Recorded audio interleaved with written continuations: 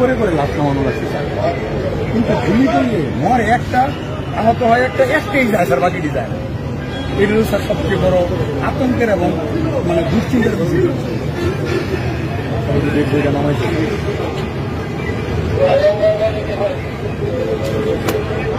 মোটা মোটা ওষুধ আছে, কোমরের বেল্ট ছিল আর নিচে প্যান্ট ছিল, পুলিশ পুলিশ হয়ে মোটর সাইকেল দেখি ব্যাগে কাপড় রয়েছে, এটুকু দিয়ে একটুকুর কারণে স্যার মাছ।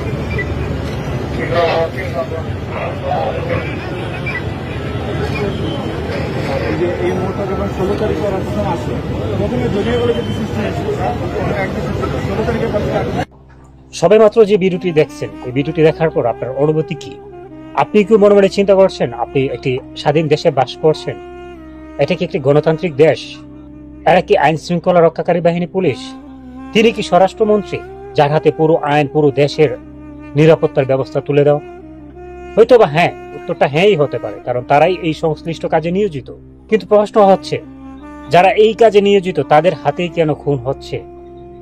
সাধারণ শিক্ষার্থীরা খুন হয়েছে এবং সেটি নিয়ে কিন্তু তারা একরকম আনন্দ প্রকাশ করছে। কতটা মানসিক ভারসাম্যহীন, কতটা মানসিকভাবে অসুস্থ হলে একটা স্বাধীন দেশের নাগরিককে হত্যা করার পর, সাধারণ শিক্ষার্থীদেরকে হত্যা করার পর পুলিশ সদস্যরা, পুলিশের ঊর্ধ্বতন কর্মকর্তারা স্বরাষ্ট্রমন্ত্রীর কাছে এরকম ভাবে তার ব্যাখ্যা প্রদান করে থাকে।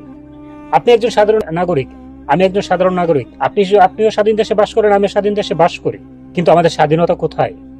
আমাদের এই স্বাধীনতা হরণ করার জন্য এরকম অসুস্থ মন্ত্রী, অসুস্থ প্রশাসন কি যথেষ্ট নয়? মানুষ কতটা নির্লজ্জ বেহায়া হলে কোনো স্টুডেন্টকে মারার পর এরকম ভাবে ব্যাখ্যা করতে পারে? স্যার, একজনকে গুলি করে মারার পর বাকিরা পিছু হটে না, বাকিরাও এগিয়ে আসে, তাদের মধ্যে কোনো ভয় কাজ করে না। কতটা অসুস্থ তারা? যারা রাজনৈতিক দল হিসেবে কাজ করছেন এই দেশে, তারা সবাই কিন্তু অসুস্থ। আপনি প্রতিটা দলকে দেখেন, তাদের মধ্যে এই অসুস্থতার প্রবণতা খুব বেশি লক্ষ্য করা যায়। আশা করি এই ভিডিও দেখে আপনারা বুঝতে পারছেন বিগত 15 বছর আওয়ামী লীগ সরকার ঠিক কি করেছিল এবং কি কারণে ছাত্র সংগঠন সংগঠিত হয়েছিল, আর এই আন্দোলনের পিছনে আওয়ামী লীগের কি কারণ ছিল, শেখ হাসিনার পদত্যাগের পিছনে কি কারণ ছিল, শেখ হাসিনার কি বলছিল, সেগুলো কিন্তু আপনারা এই ভিডিও থেকে বুঝতে পারছেন। আর আপনি একজন স্বাধীন দেশের নাগরিক হিসেবে এই ভিডিও দেখার পর আপনার চিন্তা ভাবনা এবং আপনার মতামত আপনি অবশ্যই কমেন্টস করে জানাবেন। আর এই ধরনের অসুস্থ প্রশাসন, অসুস্থ এমপি মন্ত্রী, অসুস্থ কোনো মিনিস্টার যাতে উপরের লেভেলে না আসে, তার জন্য সকলে সবসময় সদা জাগ্রত থাকবেন, যাতে করে এই ধরনের সবকিছুই অ্যাভয়েড করা যায়, এই ধরনের লোক পরবর্তীতে দেশের দায়িত্বভার গ্রহণ না করতে পারে।